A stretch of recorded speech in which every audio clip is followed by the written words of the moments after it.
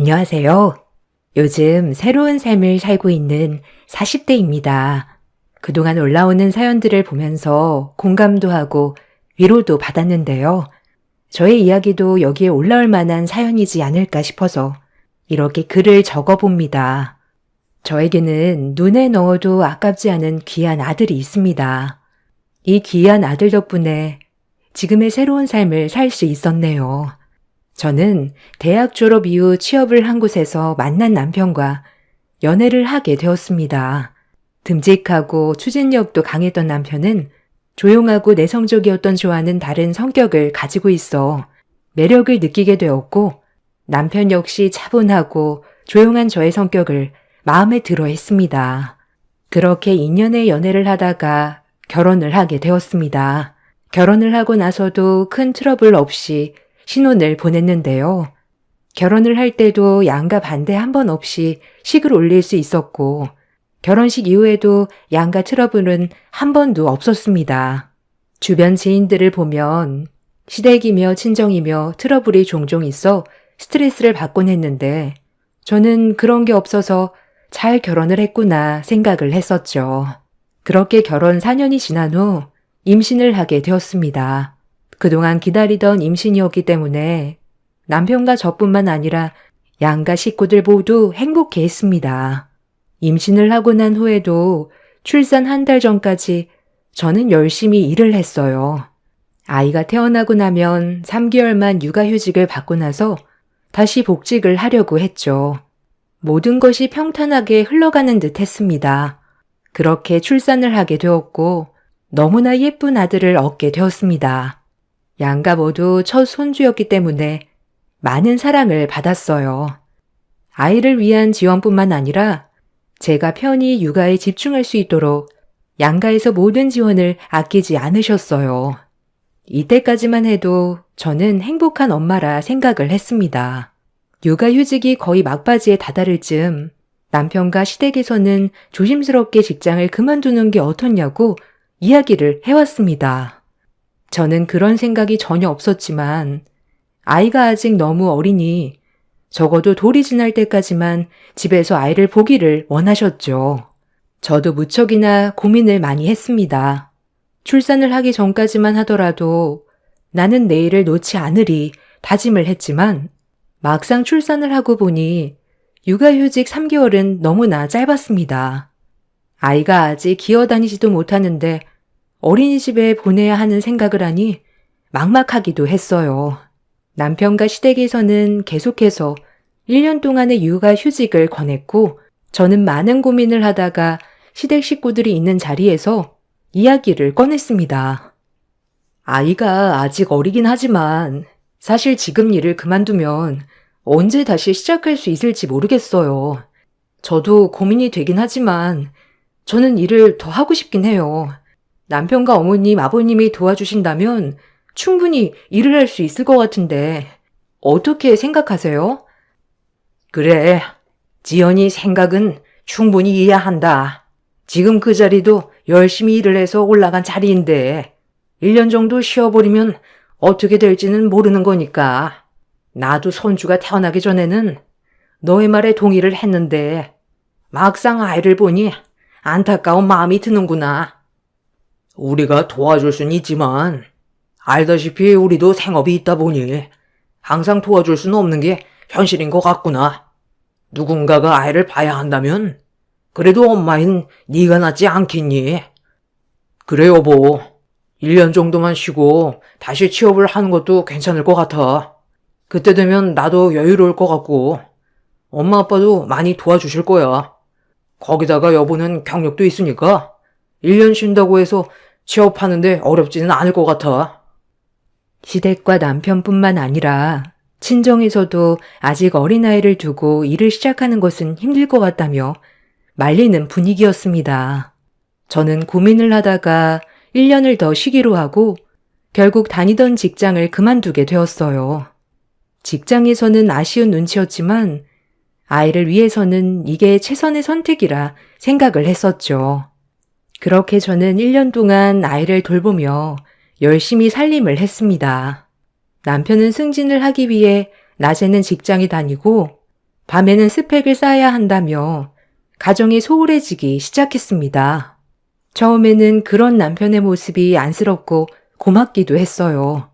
자신이 승진을 해야 좀 더 시간적으로도 여유롭고 벌어오는 수입도 다르기 때문에 더 열심히 하는 것이라 매번 이야기를 했기 때문이죠. 남편 없이 돌쟁이 아이를 돌보는 것은 쉽지 않았습니다. 체력적으로도 너무나 힘들었고 말이 통하지 않는 아이와 하루 종일 씨름하는 것은 정신적으로도 힘든 일이었어요. 그렇다고 해서 양가의 도움을 받기에는 어려움이 있었어요.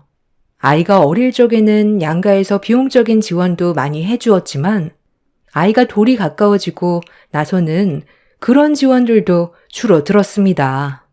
그러다 보니 쓰고 있는 생활비가 모자르다 느껴지게 되었어요.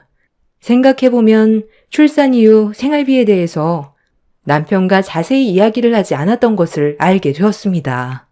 남편이 바쁘긴 했지만 생활비가 모자르기 때문에 이야기는 해야 할 듯 싶어 늦은 밤 남편을 기다리다 이야기를 꺼내게 되었습니다.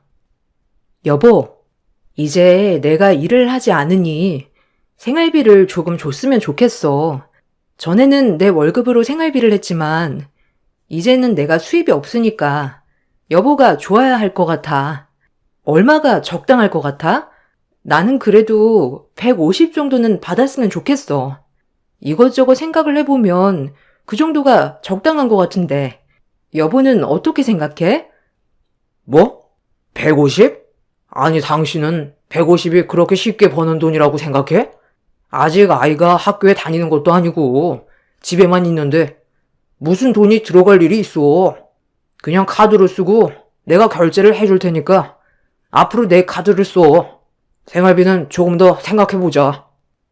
그렇지만 내가 다른 곳에 쓰겠다는 것도 아니고 살림하면서 쓰겠다는 건데. 나 지금 승진 준비하느라 정신이 없어. 제발 나중에 여유 있을 때 이야기하자. 나 먼저 잔다. 잠을 참고서 기다린 남편이었지만 막상 이야기를 꺼내니 짜증과 화만 내기 시작했어요. 처음에는 서운했지만 생각해보면 지금 당장 생활비로 크게 나가는 돈은 없었기 때문에 남편 카드로 사용하는 게 낫겠다 생각이 들었죠. 나중에 승진 시험이 끝나고 남편과 이야기를 다시 해보자 생각을 했습니다.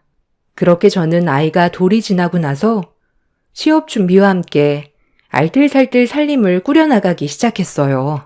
장을 볼 때도 여러 곳을 비교해보고 저렴한 곳에서 장을 봤고 남기는 음식 없이 깔끔하게 먹기 위해 노력했습니다. 아이를 위해 물품들도 주변 지인들에게 물려받기도 하면서 되도록 지출하지 않도록 노력을 했죠. 그렇지만 남편의 눈에는 제가 낭비를 하는 것처럼 보였던 것 같네요. 당신 도대체 요즘 어디서 돈을 쓰는 거야? 생각은 하고 쓰고 있는 건 맞지?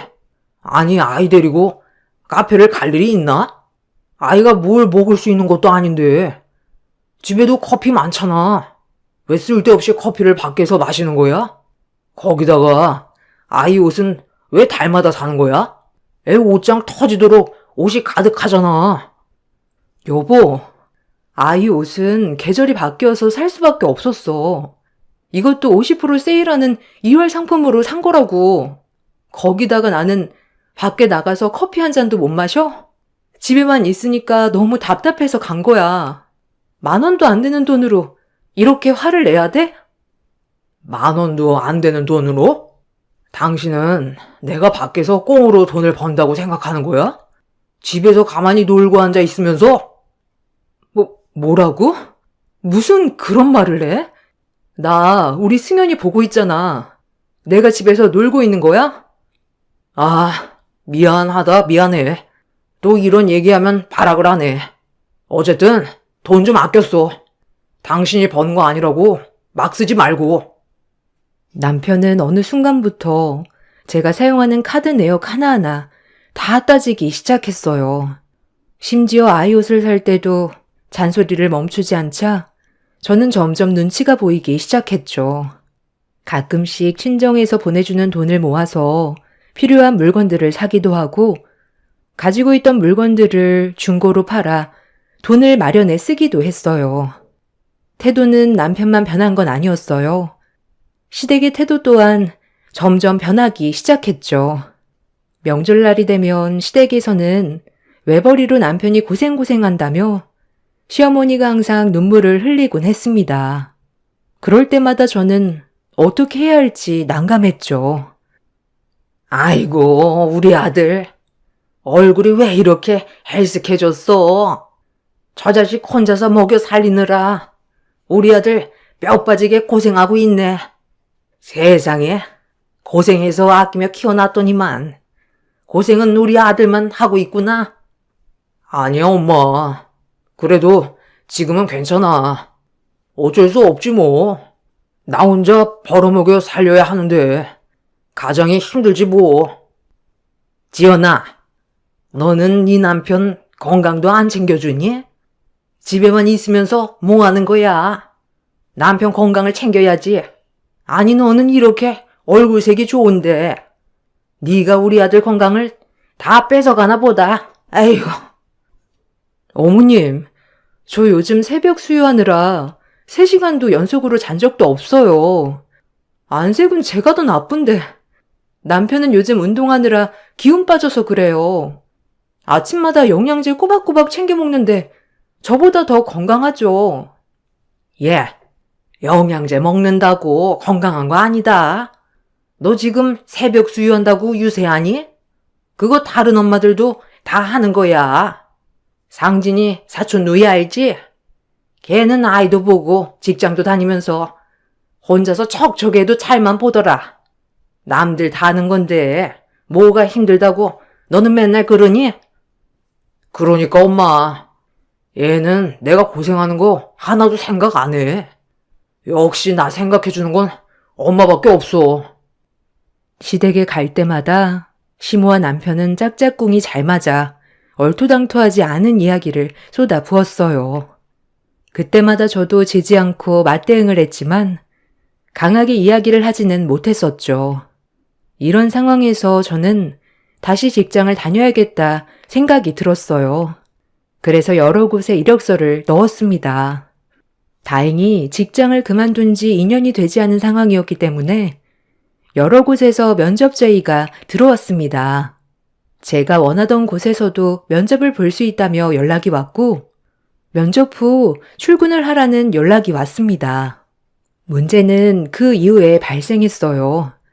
아이가 어린이집에 들어가 있는 상황이 아니었기 때문에 누군가가 아이를 봐야 하는 상황이었죠. 친정에 먼저 물어봤지만 친정에서는 당장 아이를 볼 수 있는 상황이 아니었어요. 친정엄마는 몸이 좋지 않았고 친정아빠 역시 생업으로 아이를 봐줄 수 없었답니다. 고민을 하다가 어쩔 수 없이 시댁에 부탁을 해야 되겠다 생각이 들었어요. 당시 시어머니가 직장을 그만두셨던 상황이라 아이가 어린이집에 들어가기 전까지만 맡기려고 부탁을 했답니다. 저는 시댁 식구들이 모두 모인 자리에서 취업을 하게 되었다며 아이를 봐달라는 부탁을 했어요. 어머님, 아버님, 저 드디어 취업했어요. 원하던 직장이고 월급도 전 직장보다 훨씬 많아서 이제는 직장에 다녀야 할 것 같아요. 아직 승현이가 어린이집에 입소가 되지 않았지만 취업하고 서류를 제출하면 금방 입소될 수 있다고 하네요. 3개월 정도만 혹시 아이를 봐주시면 안 될까요? 예, 내가 어떻게 아이를 보니? 이제 겨우 직장 조금 쉬고 있는데 나 다시 취업할 거다. 아이 봐줄 수 없어. 거기다가 아이가 이제야 돌이 지났는데 너는 이 어린아이를 어린이집에 맡기고 싶니? 적어도 3살까지는 엄마가 봐야 하는 거야. 너는 엄마가 된 게 그것도 몰라? 아니, 모성애가 없어도 이렇게 없을 수가 있니? 그래, 당신 어떻게 승현이를 어린이집에 맡길 생각을 해? 내가 밖에서 돈을 벌어오라고 했어? 아무런 상의도 하지 않고 취업을 했다고 통보를 하다니. 당신은 엄마 맞아? 아직 말도 제대로 하지 못하는 아이를 두고 일을 하겠다는 생각을 어떻게 하냐? 정말 어처구니가 없다. 아무리 돈에 미쳐도 어린애 두고 돈 벌겠단 말이 나오냐? 돈에 미쳤다고? 지금 나한테 하는 소리야? 아니, 그러면 생활비를 줘. 생활비도 안 주고 카드 쓰라고 하면서 조금만 써도 닥달하는데 내가 숨이 막혀서 살 수가 있겠어? 당신 승진도 했고 전보다 월급도 많아졌는데 집에 가지고 오는 건 하나도 없고 그 돈은 뭐 하면서 쓰니? 어머님, 승현 아빠 생활비 한 번 줘본 적도 없어요. 그런데 제가 어떻게 앞으로 살림을 하겠어요? 저 그냥 취업할게요. 제발 어머님, 3개월만, 아니, 한 달만 승현이 봐주세요. 난 못 봐준다. 자식은 엄마가 봐야지. 지금 뭐 하자는 건지 모르겠네. 난 할 말 다 했고, 그만 이야기해라. 시어머니는 단호하셨고 아이를 절대로 봐주실 수 없다고 이야기를 하셨어요. 친정에서도 도움을 주고 싶어 했지만 상황이 좋지 않았기 때문에 어쩔 수 없는 상황이었죠. 그렇다고 취업을 포기하고 싶지 않아 남편에게 한 달만 당신 돈으로 시터를 구해달라고 이야기를 했어요. 역시나 남편의 반응은 황당했습니다. 내 돈으로 시터를 구해달라니. 그게 뭔 말이야? 절대 그럴 수 없고, 구하려면 네 돈으로 구해. 아니, 잘 지내다가 왜 너는 트러블 만들지 못해 난리야? 어휴, 진짜 내가 생활비 줄 테니까 생활비랑 카드 쓰면서 당분간 그냥 지내. 취업 생각하지 말고. 이번이 정말 좋은 기회란 말이야. 지금 지나면 나 다시 취업하기 어려울지도 몰라. 승현이는 퇴근 후에 잘 볼게.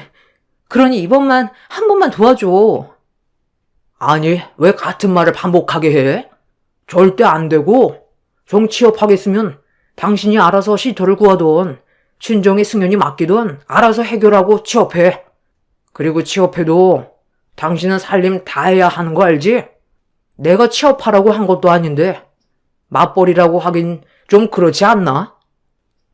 남편은 정말 어처구니 없는 말만 했어요. 시댁과 남편의 태도가 완강했고 당장 도움을 받을 수 있는 방법이 없어 결국에는 취업은 포기할 수밖에 없었습니다. 다만 남편에게 말했던 생활비는 꼭 달라고 약속을 받았죠. 남편은 그날 이후부터 생활비를 주기 시작했어요. 고작 50만 원이긴 했지만 그래도 없는 것보다는 낫겠지 하는 마음으로 꼬박꼬박 생활비를 받았습니다. 중간중간 생활비를 올려줄 것을 요구했지만 남편은 집에만 있으면서 요구하는 게 많다며 화를 냈죠. 전 아이가 조금 더 크기만을 기다렸습니다. 그렇게 1년, 2년, 3년이 흐르고 아이가 어린이집에 들어가고 나서도 아이가 아프거나 방학을 하게 되면 결국 제가 봐야 하는 상황이 생겼습니다. 중간중간 아르바이트를 일을 하긴 했지만 아이를 봐줄 사람이 없으니 일을 오랫동안 하기는 어려웠어요. 그렇게 10년이라는 세월이 훌쩍 지나갔습니다. 아이가 초등학교 1, 2학년 때는 점심시간이 지나면 학교가 끝나서 일을 하기 어려웠지만 3학년이 되고 나서는 집 앞에 있는 학교 정도는 혼자서 등하교를 할 수 있더라고요. 긴 세월을 그나마 버티게 해준 것은 저희 아들 때문이었습니다.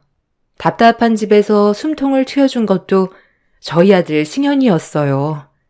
10살이 될 때까지 아이는 밝고 애교가 많은 아이로 자랐습니다. 장난감을 사달라며 때 한 번 쓰지 않고 오히려 저를 배려하고 생각해주는 착한 아들로 자랐죠. 거기다가 시댁에서 시어머니가 하는 황당한 말들에도 저 대신 대꾸해주기도 했습니다. 예, 너는 집에 있는 게 참 편한가 보다. 우리 아들은 하루가 멀다 하고 말라가는데 너는 어째 살이 점점 더 찌니? 할머니, 엄마가 어디 살이 쪘다고 그래? 할머니가 더 살쪘어. 할머니도 마음이 편한가 봐. 할아버지는 살이 빠졌는데. 에이, 승현아. 할머니가 어디가 살쪘어? 니네 엄마가 요즘 마음이 편하다고 이야기하는 거야. 할머니, 그렇게 말하면 기분이 나쁘니까 그런 말하면 안 돼. 할머니는 어른이면서 그런 것도 몰라? 아니, 그게 아니고. 할머니, 그런 말 하면 친구들이 싫어해. 그런 말 이제 하지 마. 아들 승현이는 저를 대신해 막말하는 할머니에게도 대꾸를 해주며 저를 보호해 주었습니다. 아이가 이런 상황을 계속해서 경험한다는 게 마음 아프고 쓰린 일이기도 했지만 그러기에 저는 더 단호하게 결심을 해야 하겠다 생각이 들었어요.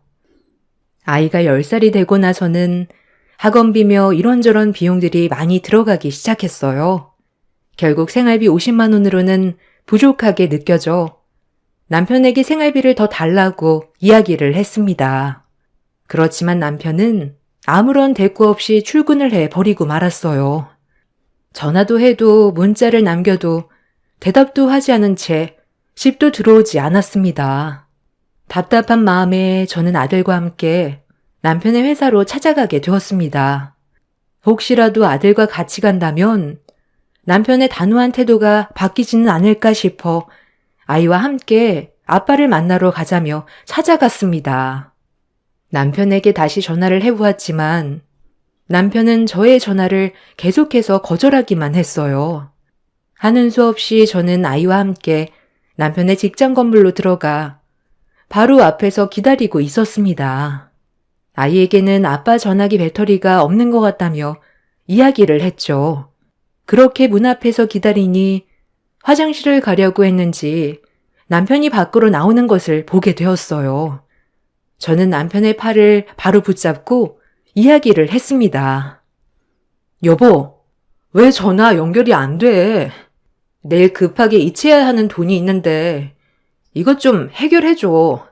집에도 안 오고 그래서 아이 얼굴도 보여줄 겸 같이 왔어.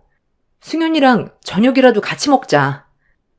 아니, 여기까지 어떻게 왔어? 당신 제정신이야? 아이랑 같이 고다니? 지금 나 협박하는 거지? 정말 진짜 당신 대단하네. 아무리 돈에 미쳐도 직장까지 찾아오다니. 내가 어련히 알아서 주겠어? 집으로 돌아가. 여보, 지금 며칠 동안 당신한테 생활비 좀 더 달라고 이야기했잖아.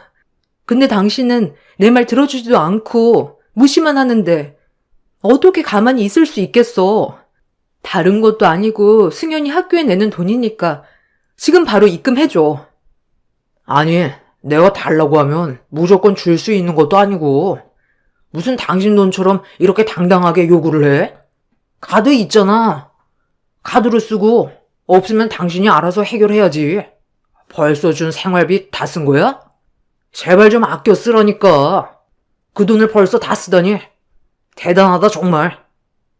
여보, 50만 원으로 어떻게 우리 생활비를 다 충당해. 당신 매달 나오는 카드값 반의 반도 안 되는 돈이야.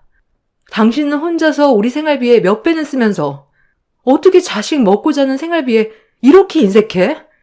다시 이야기 안 할 테니까 이번에는 꼭 내야 하니 바로 해결 좀 해줘. 아니, 못 준다니까. 돈 없으니까 꺼져. 남편은 화를 내면서 저에게 발길질을 하기 시작했어요. 자신의 팔을 놓아주지 않자 발길질로 저를 떼어내려고 했습니다. 곁에서 보고 있던 아이는 겁에 질린 표정으로 눈물만 흘리고 있었죠. 그러던 그때 앞쪽에 있었던 회장실 문이 열리더니 비서 한 분이 나오셨습니다. 저와 남편을 번갈아 보며 상황을 파악하시다가 갑자기 저희 아이를 보고 깜짝 놀라시더라고요. 그러더니 저에게 놀란 표정으로 이야기를 꺼내셨습니다. 어머나, 아주머니, 얘가 혹시 아주머니 아들이에요? 네? 네, 근데 무슨 일로? 어머, 드디어 찾았네. 회장님, 그분 드디어 찾았습니다. 비서님은 웃으며 소리를 지르고 회장실로 다시 들어가셨습니다. 얼마 지나지 않아 회장실에서 회장님이 나오셨습니다. 남편과 같은 직장을 다녔었기 때문에 저도 회장님의 얼굴을 알고 있었죠. 회장님은 눈물을 흘리시며 저희 아이에게 다가가 자신을 알아보겠냐며 이야기를 하셨습니다. 저와 남편 모두 회장님의 행동에 놀라 그 자리에서 멈추고 말았는데요. 아이는 곰곰이 생각을 하더니 환한 웃음으로 회장님에게 이야기를 하더군요. 아, 그때 그 할아버지시죠? 그때 쓰러지셨는데 괜찮으세요? 학교에 가야 해서 나중에는 저는 못 봤어요. 아, 그래. 네 덕분에 내가 지금 이렇게 살아있는 거야. 고맙다, 고마워. 이제 괜찮으셔서 다행이에요. 그때 네가 아니었으면 나는 여기 있을 수 있는 사람이 아니다. 정말 고마워. 아직 해야 할 일들이 많았는데 그 일들을 너의 도움 덕분에 할 수 있을 것 같구나. 아니에요. 전 119에 신고만 했을 뿐이에요. 그때 바로 신고하지 않았다면 나는 위험한 상황이었어. 거기다가 네가 어른들을 불러준 덕분에 더 빨리 병원에 갈 수 있었단다. 어머님, 정말 많이 찾아 헤맸는데 이렇게 만나게 되었네요. 아드님께 저는 큰 빚을 졌습니다. 어머, 회장님, 이게 어떻게 된 일이죠? 회장님은 아들을 데리고 회장실로 향하셨고 저와 남편 역시 아들과 함께 회장실로 들어가 자세한 이야기를 듣게 되었습니다. 알고 보니 아이가 얼마 전 학원이 끝나고 길을 가다가 길가에서 쓰러지기 직전이었던 회장님을 보고 119에 신고를 했던 겁니다. 회장님은 평소 지병을 앓고 계셨는데 급성 심근경색으로 갑자기 가슴 통증을 느끼게 된 것이었죠. 주변에 아무도 없어 그대로 쓰러지셨다면 뒤늦게 발견되어 위험한 상황이었을 수 있었지만 아이가 심장을 잡고 있는 회장님을 보고선 바로 119에 신고를 하고 가게 안으로 들어가 도움을 요청했다고 해요. 다행히 골든타임이 지나기 전에 빠르게 대처를 할 수 있었고 회장님은 그 이후에 바로 치료를 받을 수 있었다고 합니다. 뒤늦게 신고를 한 저희 아이를 찾았지만 찾을 수가 없었다고 하셨어요. 그나마 CCTV를 통해서 아이의 얼굴만을 확인하게 되었고 주변 학교에 문의를 해보았지만 아이가 다니는 학원은 아이 학교와 먼 곳이었기 때문에 아이를 찾을 수 없었던 것이었죠. 그렇게 회장님은 계속해서 저희 아들을 찾고 계셨는데 딱 이날 마주치게 되었습니다. 승연이라고 했지? 너는 나의 생명의 은인이다. 주변에 아무도 없었는데 네가 잘 대처를 해준 덕분에 살 수 있었어. 어디 원하는 게 있으면 어떤 것이든 말해주렴. 내가 이 회사를 달라는 거 말고는 모든 걸 다 들어줄 수 있단다. 할아버지, 그러면 우리 엄마 행복하게 해주실 수 있어요? 엄마를 행복하게? 아니, 어떻게 하면 엄마가 행복하실 것 같니? 엄마랑 저랑 같이 살 집이 있으면 좋을 것 같아요. 집이라고? 그건 문제 없다. 이비서, 지금 당장 입주할 수 있는 곳부터 알아봐요. 아니다. 사택 비어있는 곳 있지 않나? 네, 회장님. 바로 알아보겠습니다. 아닙니다. 회장님, 그건 너무 가분하신 것 같아요. 승현아, 그건 너무 과도한 것 같아. 엄마, 이제 우리 둘이서만 살면 안 돼? 난 아빠랑 같이 안 살아도 좋아. 엄마가 행복했으면 좋겠어. 승현이 너 무슨 말이야? 아빠랑 안 살겠다니? 아빠는 엄마랑 나를 버렸잖아. 그런 아빠는 필요 없어. 아빠는 그런 거 아니야, 승현아. 할아버지, 엄마는 아빠랑 있으면 아파요. 제발 우리 엄마 행복하게 해주세요.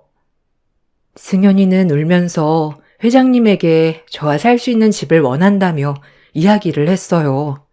아들이 얼마나 마음속으로 괴로웠을까 생각하니 마음이 찢어지는 듯 했습니다. 회장님은 이후에 저를 따로 부르시고 보답을 하고 싶으시다며 이야기를 하셨습니다. 정말 집도 주실 생각이셨지만 너무나 가분한 일이라 생각이 들어 계속해서 거절을 했습니다. 완곡히 거절을 하니 회장님께서는 한 가지 제안을 해 주셨습니다. 바로 지방에 있는 지정관리자로 취업을 하면서 그 지역 내 사택에 거주할 수 있도록 해주겠다는 제안이었습니다.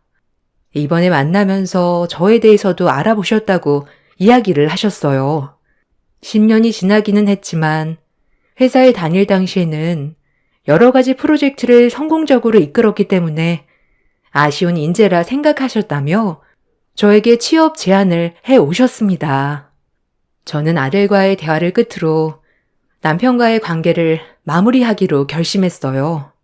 더 이상 남편과 지내는 것은 저뿐만 아니라 아들에게도 못할 짓이라는 걸 알게 되었습니다. 아들, 엄마는 승현이가 행복해야 엄마도 행복해. 알지?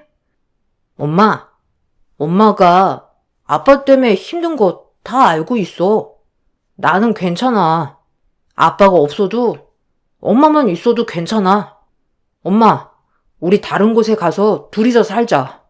그래도 나는 괜찮을 것 같아. 고민을 하던 저는 회장님의 제안을 받아들였고 지방지정관리자로 취업을 하게 되었습니다. 10년 만에 새롭게 일을 하는 것이었지만 내일이 생겼다는 것이 마냥 기뻤습니다. 하루 종일 일을 해도 지친 줄 모르고 집중을 하게 되었죠. 아들 승현이도 바쁜 엄마를 항상 응원해 주었습니다. 남편과는 별거를 시작으로 이혼을 준비하게 되었어요. 시댁에서는 계속해서 연락이 왔습니다. 자신의 핏줄을 제가 데리고 간다며 매일같이 폭언을 퍼부으셨습니다. 그간 아무리 부탁을 해도 아이가 10살이 될 때까지 한 번을 봐주지 않으셨지만 그건 하나도 생각이 나지 않으시는지 자신들의 핏줄이란 말을 아무렇지 않게 하셨네요. 저는 당당히 남편 핏줄이 아닌 제 핏줄이라 이야기를 하고 차단을 했습니다. 그동안의 남편의 행동을 봤을 때 문제없이 수월하게 이혼을 받아들일 거라고 생각을 했는데 역시나 남편은 끝까지 찌질했습니다. 당신 이럴 거 알고 회사로 찾아온 거지? 지금 내가 얼마나 난처한지 알기나 해? 이거 다 당신 탓이야. 어떻게 할 거야? 내 탓이라니. 이건 모두 당신이 저지른 일이야. 그러길래 평소에 잘했어야지. 오죽하면 하나밖에 없는 아들이 아빠가 필요 없다는 이야기까지 하겠어. 내 탓이라고? 그래, 당신은 항상 내 탓만 해왔었잖아. 죽을 때까지 내 탓하면서 살아. 난 눈 하나 깜짝 안 하고 살 테니까. 당신 이렇게 독한 사람이었어? 내가 생활비 더 줄게. 더 줄 테니까 이러지 말자. 생활비? 고작 몇 푼 더 주고 살자고? 나 더 이상은 못해. 우리 승현이 때문에 참아왔지만 승현이가 못 참겠다는데 나도 더 이상 참을 필요는 없을 것 같네. 끝내자, 제발. 끝내? 뭘 끝내? 나는 생활비 달라는 거 줬고 열심히 일한 죄밖에 없어. 외벌이로 나 혼자 뼈 빠지게 돈 벌었는데 왜 당신만 억울한 척해? 이 가정은 나 때문에 유지된 거지. 당신이 한 게 뭐가 있어? 그래, 역시 당신은 끝까지 이기적이네. 어디 한번 끝까지 버텨봐. 이혼을 결사반대하는 남편 때문에 저는 더 철저하게 자료를 준비했습니다. 이혼을 생각하고 있다는 소식이 비서실장님을 통해서 회장님 귀에 들어가게 되었고, 회장님은 제가 필요한 법적인 도움을 주시기도 했습니다. 남편에게는 그동안 생활비를 50만 원만 주었던 내역, 가정이 소홀했던 것, 폭언뿐만 아니라 당시 저에게 발길질을 했던 CCTV 등의 증거 등을 토대로 이혼을 청구하였습니다. 철저하게 준비를 하여 소송을 진행한 끝에 남편으로부터 위자료를 받고 이혼을 하게 되었어요. 여기에 그동안의 기여도가 인정되면서 남편이 몰래 쌓고 있었던 재산에 대해서도 절반의 분할을 받을 수 있게 되었습니다. 여기에 이혼하면 절대로 줄 수 없다던 아이 양육비는 회장님 지시하에 월급에서 바로 지급이 되는 것으로 처리가 되었네요. 지금은 아이도 학교에 잘 적응하고 다니고 있습니다. 50만 원 생활비를 받고 살았던 그때와 비교를 해보면 지금은 몸도 마음도 편안하게 저도 잘 지내고 있네요. 살면서 인과응보는 없는 일이구나 생각을 했었답니다. 아무리 노력해도 그걸 알아주는 사람은 없을 거라 생각을 했었죠. 그렇지만 제 노력을 알고 있는 사람이 있었네요. 바로 저희 아들이요. 저희 모자는 꿋꿋하게 잘 지내고 있답니다. 앞으로는 더 좋은 일들만 가득할 거라 생각이 드네요. 긴 이야기 들어주셔서 감사합니다. 안녕하세요. 늘 사연만 들어보다 저도 용기 내어 제 사연을 적어 보냅니다. 저는 서울에 사는 30대 워킹맘입니다. 저는 남들보다 일찍 남편을 만나 20대 중반에 결혼을 하여 지금은 아이가 9살입니다. 저는 어려서 정말 가난한 집에 일남 이녀 장녀로 태어났어요. 요즘 세상에 얼마나 가난할까 싶겠지만 아빠도 일용직에 계시고 엄마도 식당 일을 하셨지만 살림살이는 전혀 나아지지 않는 집이었습니다. 아빠께서 빚 보증을 잘못 써 갚아도 밑빠진 독에 물붓기였죠. 어렸을 땐 엄마 아빠 원망을 참 많이도 했네요. 덕분에 초등학교부터 기초생활수급자였기 때문에 급식은 늘 공짜로 먹었어요. 항상 학기초가 싫었어요. 저희 때만 해도 가정신문에 가족 구성원, 부모님 직업, 소득을 적어내야 했는데 전 기초수급자였기 때문에 학기초가 너무 싫었네요. 그렇게 가난했던 초등학교 시절 우유 하나를 너무 먹고 싶은데 먹지를 못해 눈물을 삼켰던 적이 많았습니다. 그렇게 졸업을 하고 중학교에 가서 중학교부터는 부모님 동의하에 아르바이트를 하게 되었어요. 아르바이트라고 해봤자 음식점, 설거지, 패스트푸드점에서 햄버거 만들기 등등 정말 갖은 일은 다 했네요. 부모님은 이런 저에게 미안해했지만 조금이라도 제가 용돈을 벌어야 학교에서 필요한 준비물이라든지 수학여행비 등등 될 수 있었죠. 의무 교육인 중학교 생활이 끝이 나고 고등학교는 학비를 내야 했기 때문에 학교를 포기할 수밖에 없었죠. 남들은 당연히 가는 학교를 저는 집안 형편을 고려하여 포기할 수밖에 없었습니다. 공부에 뜻이 많았던 것도 아니었기에 그때 당시엔 학교 생활보다는 돈을 많이 벌 수 있는 길을 가자라고 생각하여 쉽게 포기했습니다. 엄마 아빠는 저에게 미안해 하셨지만 말리지는 않으셨어요. 아무래도 저뿐만 아니라 동생들 학비에 집안 생활비까지 합치면 늘 마이너스인 집이었으니까요. 저는 중학교를 졸업하자마자 미용기술을 배우러 서울로 올라갔습니다. 서울에 있는 큰 미용실에 취직을 하면 기숙사도 제공해 주기 때문에 선택했던 것이었죠. 저는 그렇게 서울로 상경하게 되었어요. 아무것도 모르는 17살에게 서울살이는 만만치 않은 곳이었습니다. 어리다고 결코 봐주지 않는 세상이었죠. 저는 17살에 미용실 인턴으로 들어가서 산전수전을 다 겪었지만 집에 조금이라도 보탬이 될 수 있어서 참을 수 있었어요. 그렇게 2년 후 저는 디자이너로 진급하게 되었죠. 19살이란 이른 나이였지만 미용은 나이가 중요하지 않았기에 가능했어요. 제가 디자이너로 일하면서 그래도 많은 손님들이 와준 덕분에 형편은 더 나아졌습니다. 그렇게 디자이너로서 경력을 쌓고 저는 20대 초반이 되었습니다. 집에 있는 동생들도 학교를 병행하며 아르바이트를 하는 덕분에 저희 집은 예전보다 더 나아졌어요. 그나마 제가 숨을 쉴 수가 있었네요. 그렇게 마음에 여유라는 것도 생기고 남자친구도 생겼어요. 그 사람이 바로 지금의 남편입니다. 처음엔 손님으로 만났다가 자주 보다 보니 밥도 먹게 되고 자연스레 연인이 되었어요. 너무 행복한 하루하루였습니다. 일평생 챙김을 받아보지 못했었는데 처음으로 챙김이란 걸 받아봤었죠. 나이는 어렸지만 이 남자와 결혼을 하고 싶다라는 생각이 간절할 무렵 남자친구에게 프로포즈를 받게 되었네요. 남자친구 집안은 교수 집안이라고 하였습니다. 처음엔 겁이 덜컥 났죠. 그래서 그 얘기를 듣자마자 헤어짐을 고하게 되었어요. 왜냐면 앞날이 너무 뻔했으니까요.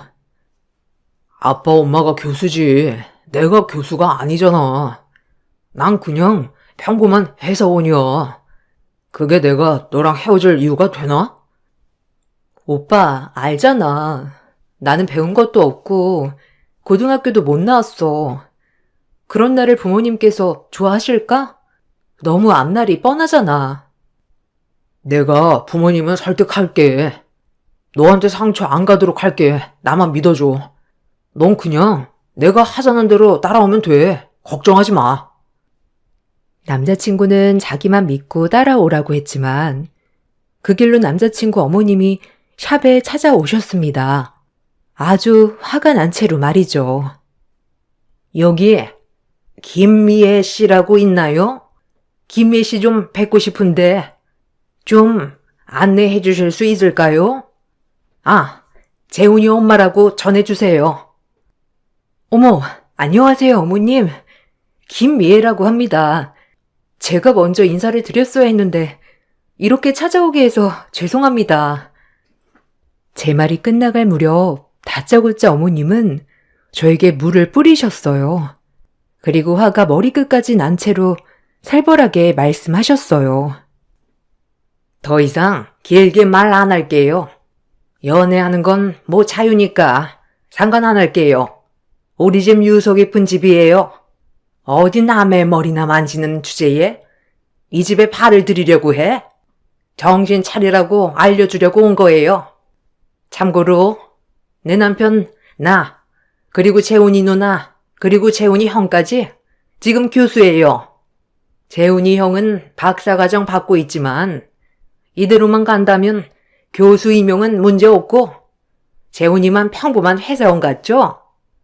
재훈이가 다니는 회사가 일반 회사 같아? 자그마치 삼성이야, 삼성. 우리 집 수준 알겠어? 어딜 감히 명함을 내밀어? 드라마에서 보던 일이 벌어졌습니다. 남자친구 어머님은 제가 생각한 그대로 절대 저를 허락해 줄 수 없고 단 연애는 해라 하지만 결혼은 안 된다 였습니다. 전 죄송하다는 말밖에 할 말이 없었어요. 그리고 남자친구에게 헤어짐을 고했습니다. 전 제 자신의 분수를 잘 알았기 때문에 시집갈 용기가 나지 않았죠. 불행인지 다행인지 남자친구는 제가 헤어짐을 고한 순간부터 식음을 전폐했기 때문에 결혼을 할 수 있었어요. 처음부터 저는 마음에 들지 않는 며느리였죠. 시부모님은 상견례장에서 저희 부모님을 대놓고 무시했습니다. 부모님은 저를 시집 보낼 때 정말 아무것도 해주실 수 없었기에 고개를 들지 못하였죠. 내가 진짜 결혼을 안 시키고 싶었는데 우리 막내 아들이 죽는다 뭐다 이래서 시키는 결혼이에요. 사돈네도 알아야 할 것 같아서 말씀드리네요. 내가 참 살다 우리 못해도 다 박사까지 밟았는데 며느리가 충졸이라니 내가 어디 가서 말도 못하고 참. 결혼은 최대한 간소하게 하는 걸로 하죠. 사람들도 많이 안 부르고 딱 가족끼리만 하는 걸로 해요. 괜찮으신가요?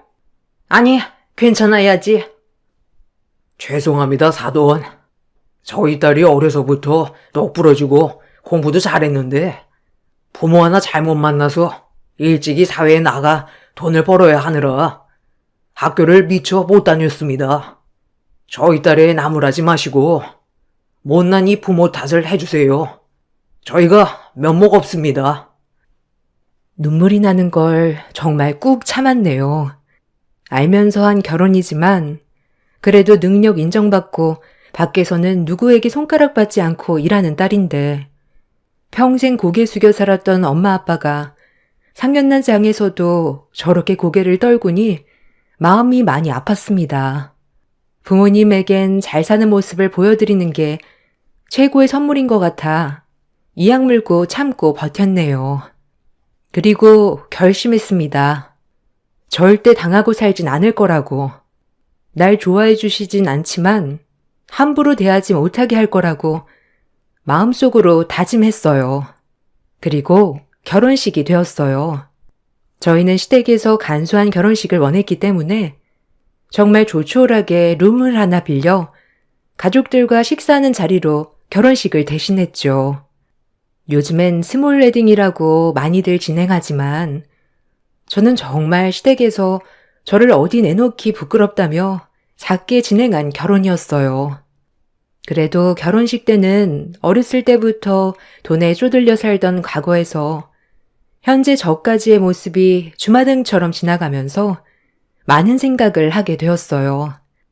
그 가난했던 어린 시절의 김미애가 이제는 결혼을 하여 인생의 이막을 여는 순간이라니 제 스스로 뭉클했네요.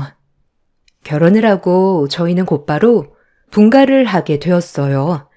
신랑의 강력한 의사표현도 있었고 저조차도 일을 해야 했기에 분가를 원했죠. 그리고 어머님이 저를 많이 보고 싶어 하지 않으셔서 시댁도 자주 가지 않게 되었죠. 일을 하며 아이를 낳고 바쁘게 살아갔습니다. 업계에선 꽤 유명한 디자이너가 되었고 학교 출강과 디자이너들 사이에서 교육도 도맡아 하는 흔히 이 분야에 관심만 가지면 누구나 알만한 디자이너가 되었습니다. 일을 하면 할수록 제 자존감도 많이 올라갔어요. 돈 때문에 하였던 일이었지만 저에겐 그 무엇보다 바꿀 수 없는 소중한 커리어가 되었어요. 아이를 낳고 시간이 지나 시댁에 왕래하는 일이 잦아졌어요. 문제는 시댁만 가면 제 자존감이 밑바닥에 떨어졌습니다. 어머님, 아버님, 누님과 아주버님은 제가 모르는 영어로 저를 꼭 농락하듯이 대화했죠. 드라마에서 보는 재벌가의 행포처럼 말이죠. 하지만 저도 보통 멘탈은 아니었기에 악착같이 영어 공부에 매진했습니다. 그리곤 그 대화에 낄 수 있었죠. 시부모님은 혀를 내둘렀습니다. 마음에 들지도 않았는데 독하기까지 했으니 늘 미움은 따놓은 당상이었어요. 어려서부터 오기, 도끼 빼면 시체였기에 꾹 참고 견뎌냈네요. 너 진짜 독하다. 영어 마스터 한 거니? 그 머리로 학교는 왜 때려쳤다니? 참나, 기가 막혀서.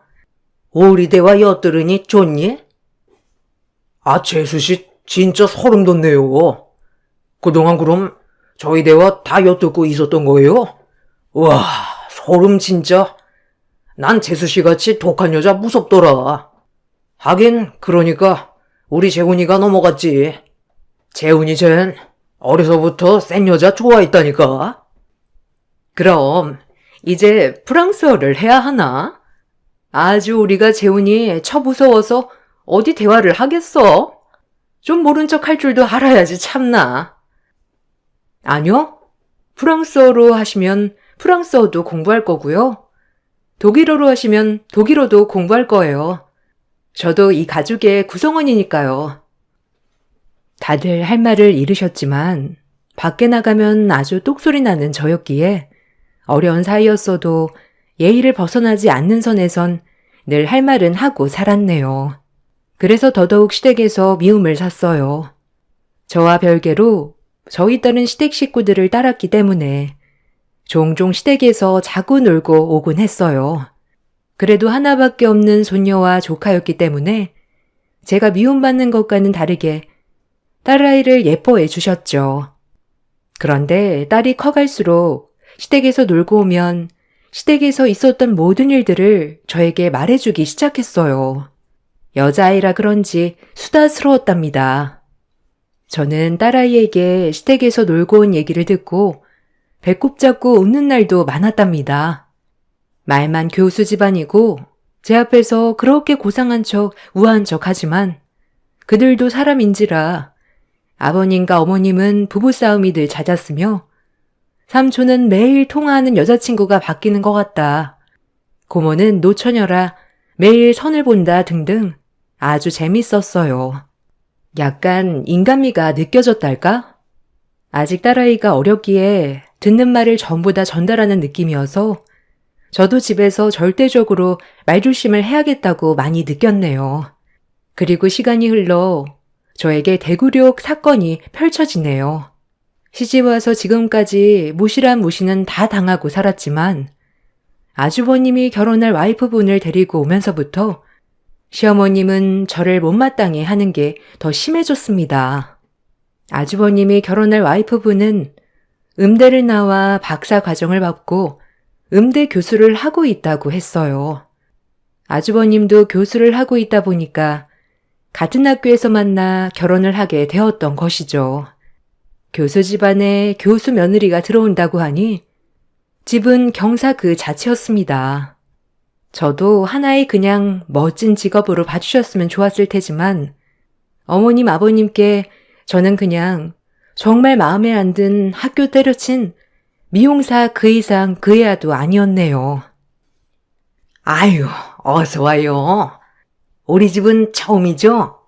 어쩜 이렇게 고울까?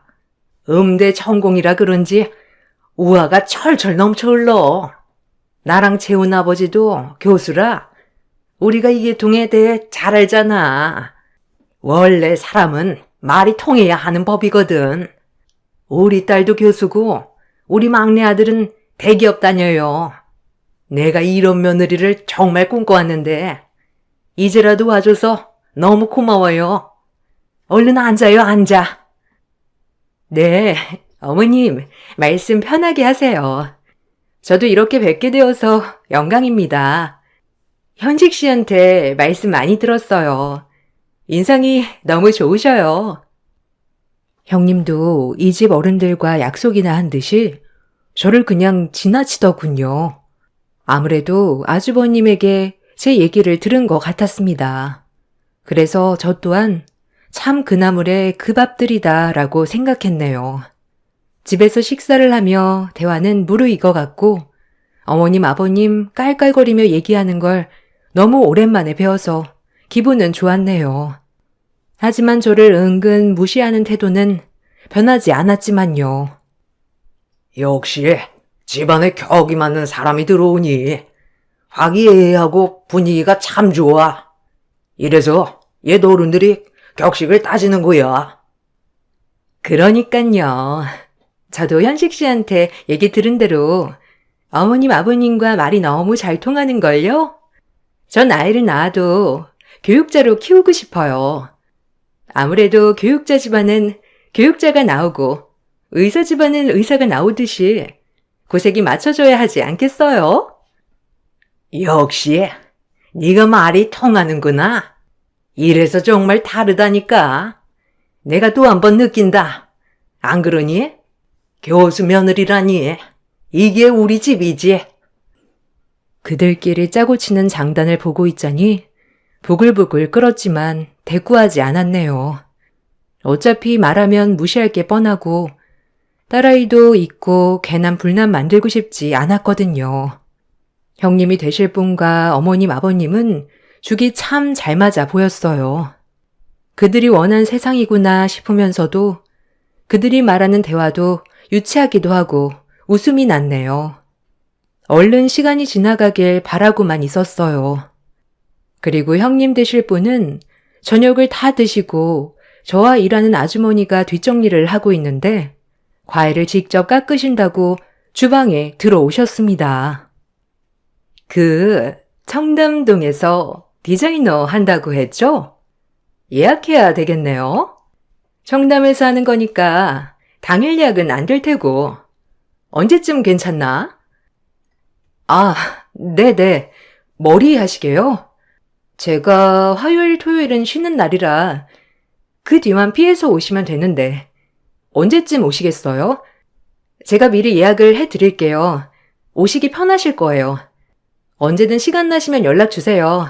제가 시간은 빼놓을게요. 말씀만 해주세요. 아, 그럼 다음 주 수요일 정도 괜찮을까요? 이제 앞으로 자주 보는 사이가 될 텐데 미리미리 알아가자고요. 뭐 적당히 맞춰가며. 사실 저는 예약하기 힘든 디자이너입니다. 그래도 가족이고 잘 지내보고 싶어서 얼른 예약해드렸죠. 형님은 뭔가 묘하게 날선 말투였어요. 그래도 대수롭지 않게 넘겼어요. 그 특유의 잘난 척하는 사람들의 말투였으니까요.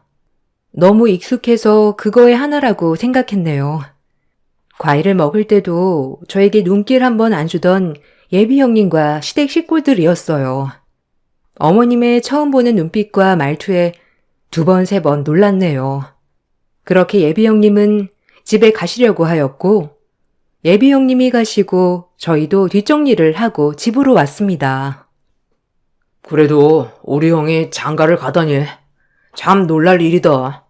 절대 결혼은 안 할 줄 알았는데 그래도 짝이 있는 것 같아 신기해. 그러게. 아주버님은 즐기는 거 워낙 좋아하시는 분이니 결혼은 더 늦게 하실 줄 알았는데 생각보다 빨리 결혼하시네. 저희 아주버님은 제 입으로 말하기 좀 그렇지만 엄청난 바람둥이거든요. 여자친구들도 많이 바뀌고 눈도 높아 결혼은 정말 늦게나 하실 줄 알았는데 생각보다 빨리 결혼할 여자를 데리고 와서 놀랐어요. 바람둥이라는 사실도 딸아이 입을 통해 알았죠. 매일 통화하는 이모들이 바뀐다부터 한 번은 삼촌이랑 놀러 나갔다고 바뀐 이모들도 많이 봤다고 하네요. 직업도 교수이고 얼굴도 훈훈하셨기 때문에 여자들이 따르는 건 당연한 일이었죠. 그렇게 시댁 모임을 뒤로한 채 시간이 흘렀어요. 어느덧 예비 형님이 머리를 하러 오신다는 날이 다가왔죠. 은근 스트레스였습니다. 그때 잠깐 보니 어머님과 비슷한 성향을 가지고 계셨던 터라 조금 피곤했거든요. 그래도 가족이 될 사이였기에 최대한 티내지 말자 했네요. 형님이 오시고 방문하실 때부터 역시 형님이 형님 했습니다. 결혼한 지 이제 7년이 되었기에 시댁 분위기도 나름 적응했다고 생각했는데 형님까지 합세한다고 생각하니 머리가 아파왔지요. 처음 오자마자 형님은 저희 직원을 하대하며 바로 분위기를 망쳤습니다. 여기 가방 좀 받아줘. 오늘 김미애 부원장한테 나 왔다고 전해줘요. 아, 정신없어. 바쁘네 샵이. 조용조용 할 줄 알았는데. 혹시 2시에 예약하신 윤채린 씨 맞으세요? 부원장님 안내해드릴게요. 이쪽으로 오실게요. 여기 가운 입으시고요. 스텝에게 반말을 섞어가며 하대를 하는 꼴이라니 정말 제가 더 숨고 싶었습니다. 지인이라고 했기에 더 창피했네요. 아, 오셨어요? 이쪽으로 앉으실게요. 오늘 어떤 스타일로 해드릴까요? 형님은 숱도 많아서 레이어드 컷하고 펌하면 예쁘실 것 같은데? 아, 뭐, 그렇게 해줘요. 말 놔도 되죠? 어차피 손아래 동서들 사이인데 뭘 안 그래요?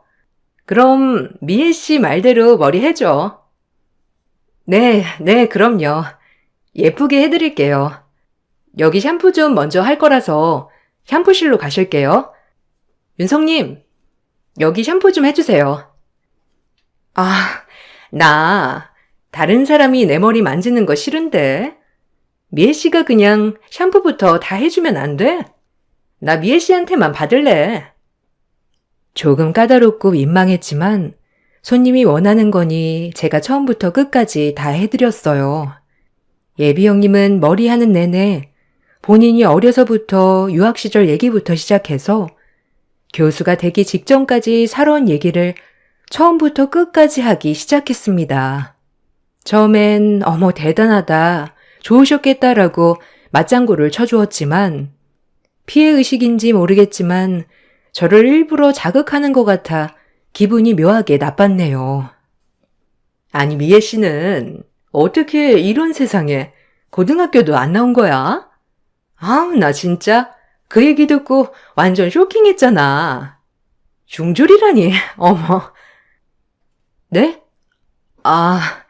저는 정말 가난했었고 고등학교 학비가 얼마 되지 않지만 그것조차 낼 돈이 없었거든요.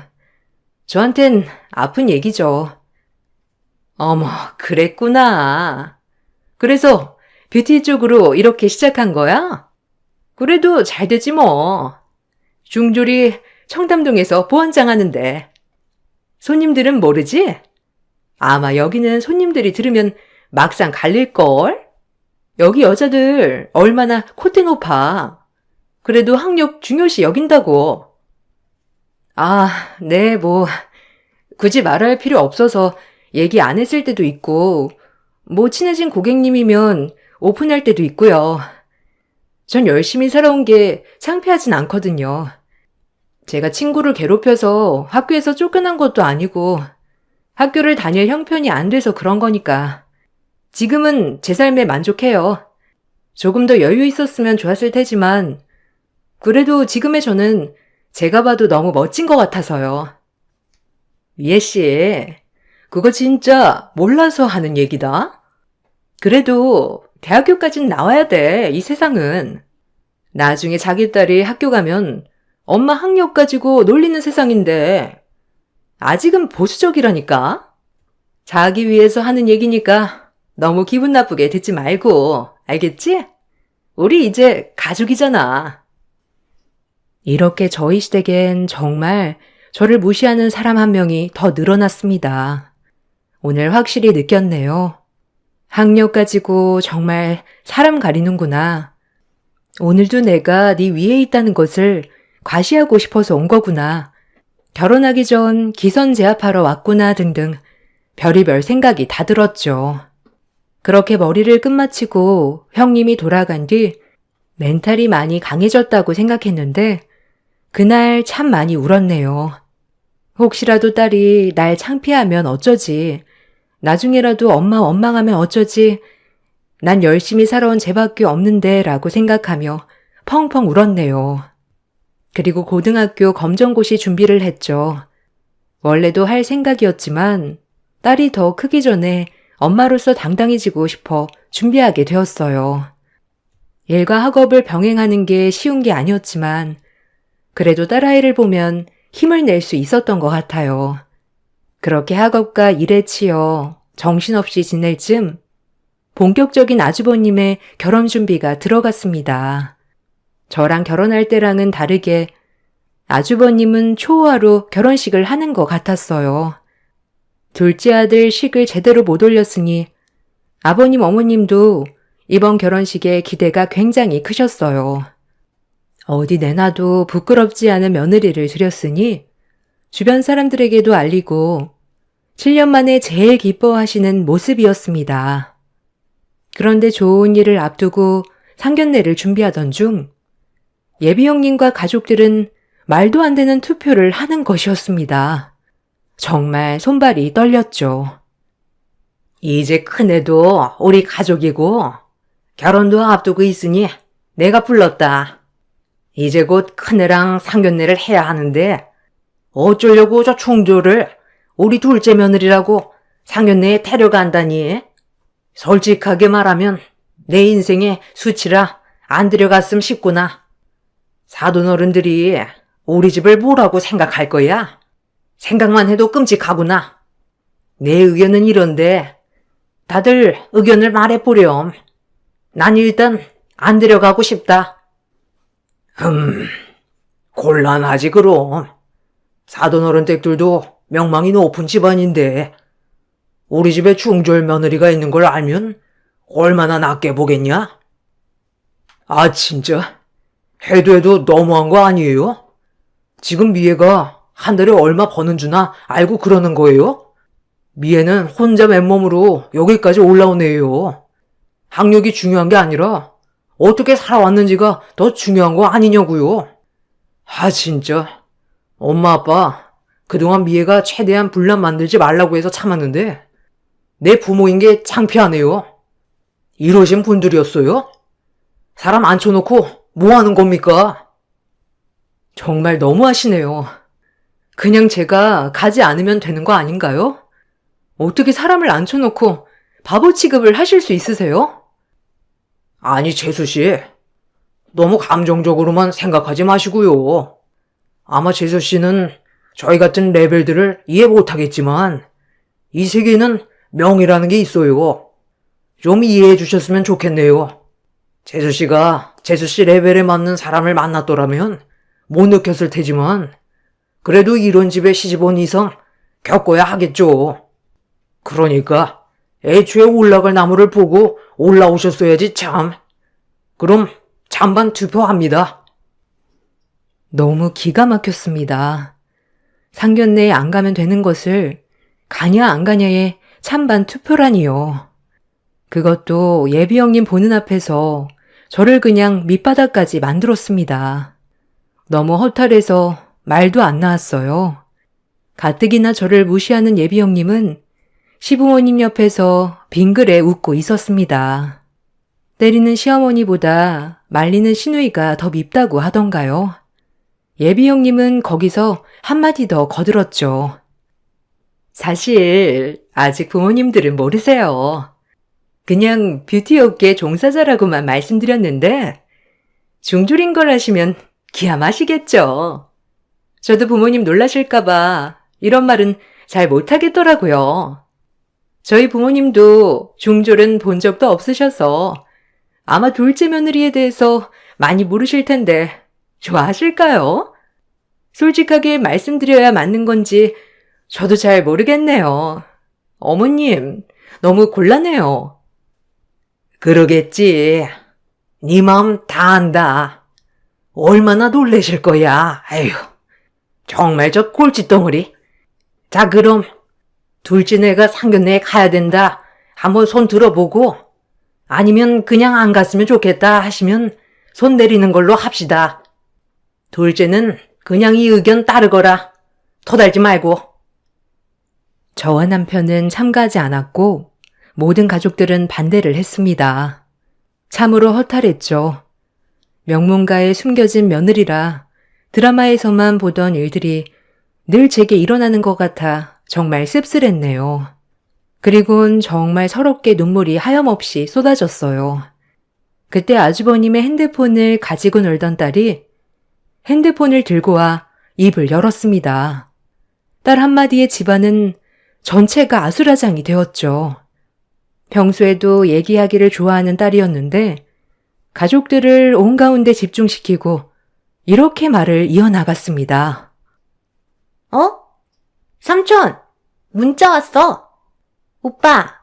나 오빠 애 임신했다니까? 왜 이렇게 답장이 없는 거야? 나 진짜 그 집으로 쳐들어간다? 에? 이게 뭐야, 삼촌? 나 그럼 동생 생기는 거야? 아, 신난다. 여자 동생이었으면 좋겠는데. 엄마, 유진이가 입던 옷 다 물려주자. 딸의 말 한마디에 살얼음 얼어붙듯이 조용했죠.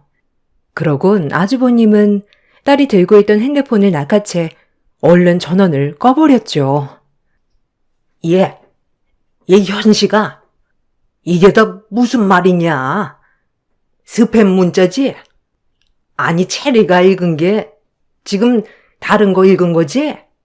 아 뭐라고 말 좀 해봐라. 아니에요. 체리가 읽은 거 잘못 읽은 거예요. 아 오해요. 자기야 오해야. 나 믿지? 참나 체리도 뭘 그런 걸. 그래 우리 현식이가 그럴 리가 없지. 체리가 잘못 본 게지.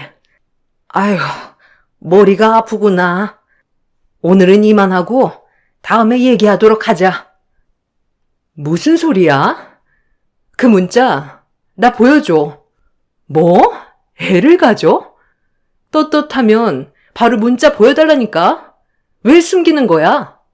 얼른 핸드폰 안 내놔? 집은 난리가 났습니다.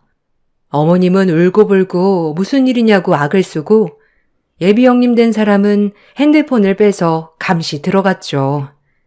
그 옆에 아주버님은 옴짝달싹 못하는 신세가 되었네요. 아버님은 이 광경을 보시곤 방으로 들어가 버리셨습니다.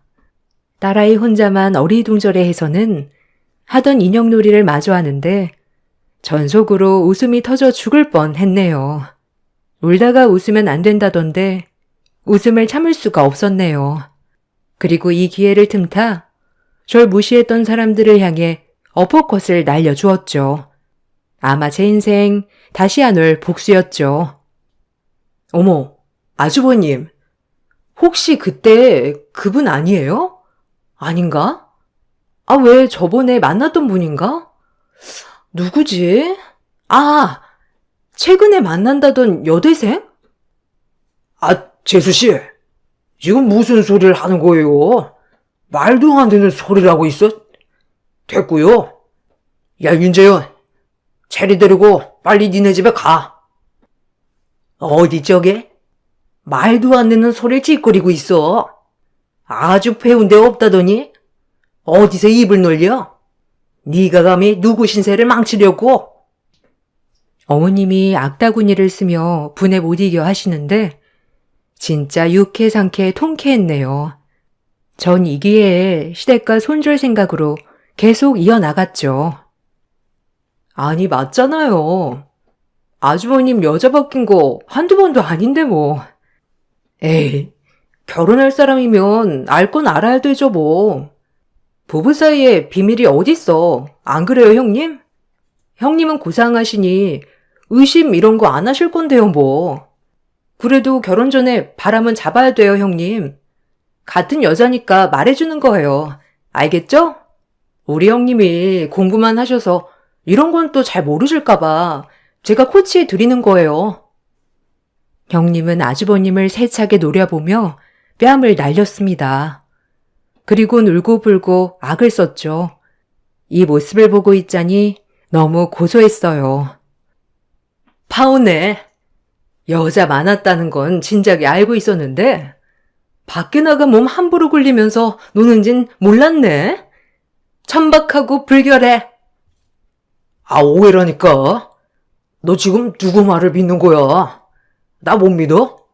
아, 재수씨. 말 함부로 하지 마요. 지금 불난 집에 부채질 하고 있어. 부채질이라뇨. 전 사실을 말한 건데 뭐 뒷일은 알아서 알아보던지 하시고요. 저희 집은 이만 갑니다. 아, 그리고 어머님, 저희 이제 이 집 안 옵니다. 뭐 제 얼굴 안 보는 게 어머님 남은 여생 행복하실 테니 저희 식구 알아서 이제 저희끼리 살게요. 애초에 도움받은 것도 없으니 뭐 배 아파하진 마시고요. 상견례 제가 안 갑니다. 할 수 있으려나 모르겠지만요. 체리야, 여보, 가자. 뭐? 너 이게 어디서 배운 버르장머리야? 저러니 티가 나요. 꼭 천박한 티가. 누구 맘대로 우리 아들을 네가 등지게 해? 엄마, 그만해. 이제 나도 안 올게. 나 오늘 우리 가족들 한 행동 보고 너무 충격받았고 미의 말 틀린 거 하나도 없어. 그냥 형이랑 누나랑 아빠 엄마 행복하게 사셔요. 우리 가족은 이제 우리가 알아서 할 테니 죄송해요. 가볼게요. 건강하시고요. 그 말을 끝으로 남편과 딸을 데리고 그 집을 빠져나왔어요. 남편에겐 미안했지만 정말 저로서는 이렇게밖에 할 수 없었네요. 그로부터 며칠 후 들려온 소식으로는 아주버님네는 완전히 파혼을 했고 형님이 위자료 청구 소송까지 했다고 하더군요. 그리고 아주버님의 아이를 가진 그 여대생은 아예 그 집에 들어와 눌러앉아 아버님 어머님 뒷목을 잡게 한다고 합니다.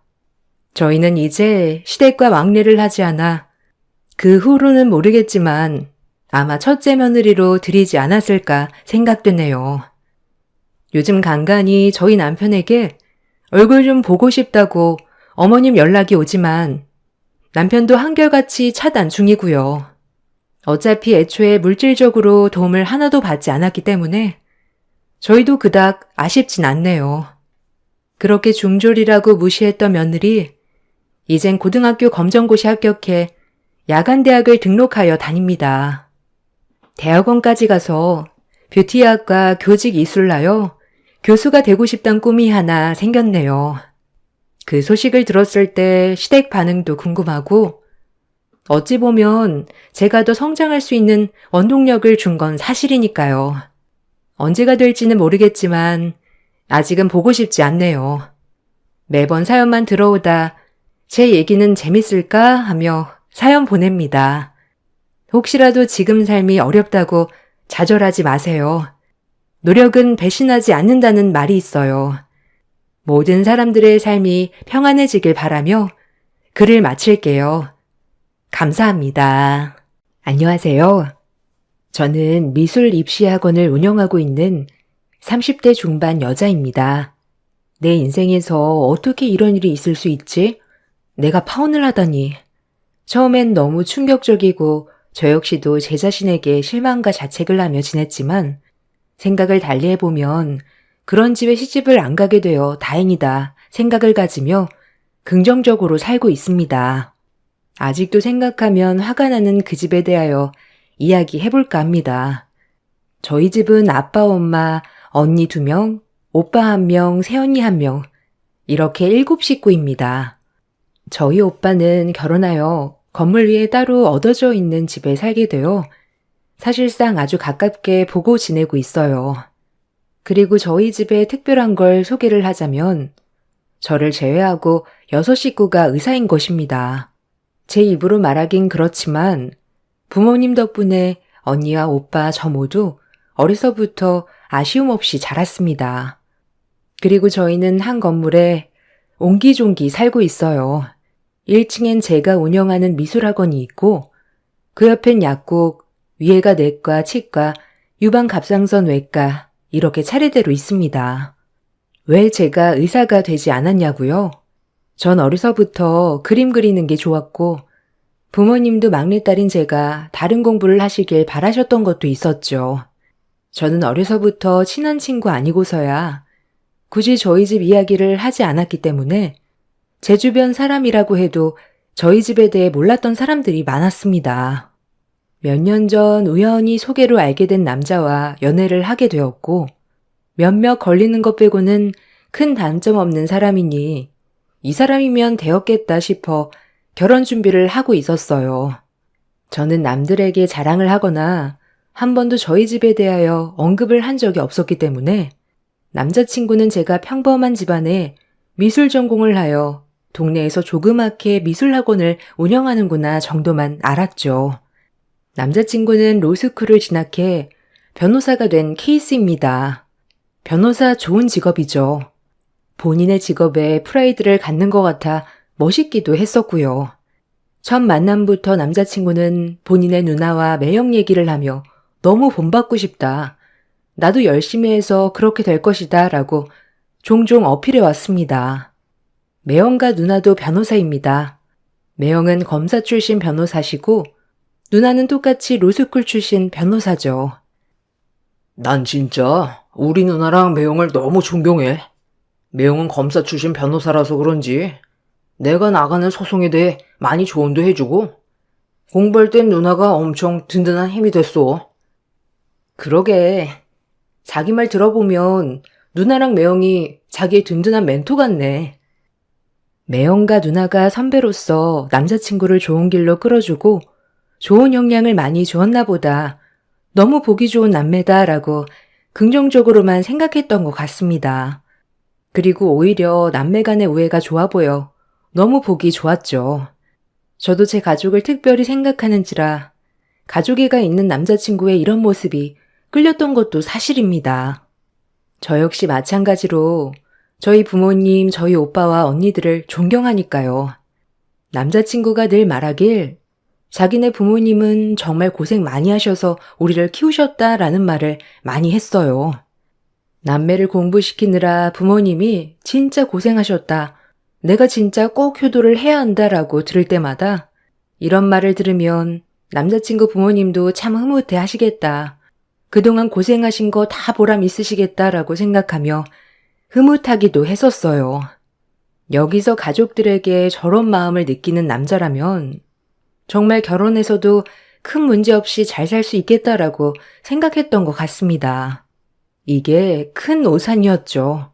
처음 만날 때부터 그는 이렇게 말은 했지만 마음은 찝찝했죠. 너 미술했으면 집에 돈 많이 들었었겠다. 너같이 애초에 공부가 아닌 사람은 딱 길을 틀어도 좋을 것 같아. 그래도 밥벌이는 하잖아. 괜히 안 되는 거 붙잡고 있다가 시간만 낭비할 수도 있는 거고. 자기야, 무슨 말을 그렇게 해. 그래도 나 진짜 피나는 노력 끝에 여기까지 온 거야. 중학교 때부터 입시에 내가 원하는 대학 쉽게 간 거 아니야. 정말 지금도 애들 가르치면서 입시 미술하는 거 쉬운 거 아니라고. 자기가 공부 열심히 해서 좋은 결과를 얻은 것처럼 나도 마찬가지라고 생각해. 알지. 그냥 난 자기처럼 그래도 재능이 있어서 재능 있는 거에 몰빵해도 괜찮다는 말이었어. 괜히 공부하다가 내가 하고 싶은 것도 못하면서 이것도 저것도 아니게 살면 안 되잖아? 나처럼 공부해서 변호사 되는 게 쉬운 것도 아니고 공부해서 취직해서 그냥 그런 연봉 받으며 사는 사람이 태반인데 이런 세상에 자기같이 재능 있는 게 좋아 보여서 한 말이야. 종종 들었을 때 예체능을 약간 무시한다는 느낌을 받을 때가 있었지만 그렇게 딱히 심각하게 생각하진 않았던 것 같아요. 평소엔 이런 거를 제외하곤 정말 다정다감했고 제가 예술계통이고 남자친구는 공부를 하였던 사람이기 때문에 단순히 궁금해서 그렇구나라고만 여겼던 것 같아요. 그런데 남자친구랑 만나서 부모님 얘기가 나올 때마다 그다지 유쾌하지 않은 질문들 뿐이었어요. 우리 엄마가 너 어디 대학 나왔냐고 궁금해하셔.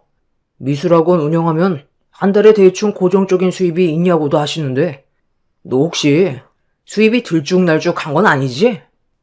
아무래도 월급쟁이들에 비하면 내 수입은 들쑥날쑥하긴 하지. 많이 버는 달이 있으면 한참 비수기인 달도 있고 그래도 평균 금액은 거의 비슷해. 학생 수도 늘 비슷하고. 아무래도 엄마가 예체능을 시켜본 적이 없어서 자기에 대해 궁금한 게 많으신가 봐. 자기가 이해해. 말을 아무렇지도 않게 할 때마다 마음은 굉장히 불편했지만 아들이 좋아하는 여자니까 뭐 물어보실 수도 있겠지 싶으며 애써 합리화를 했던 것 같아요.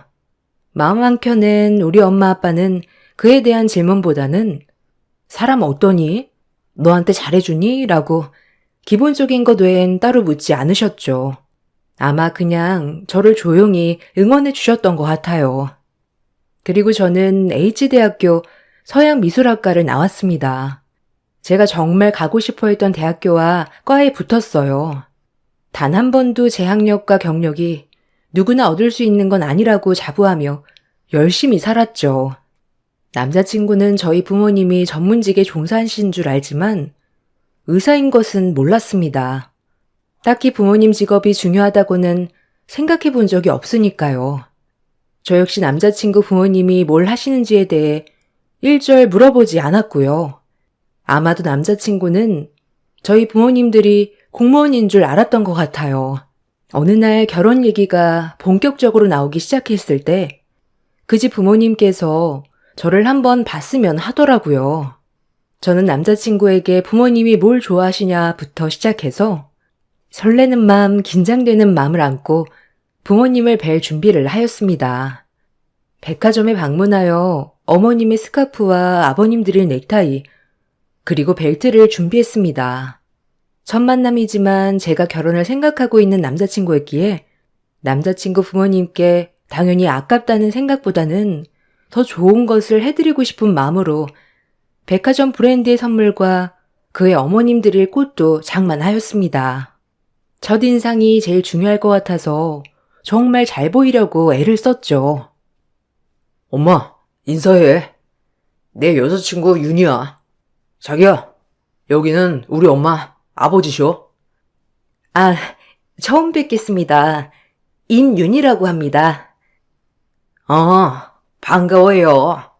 아니, 생각보다 미인이네. 난 우리 아들이 어떤 모습에 반했는지 진짜 궁금했는데.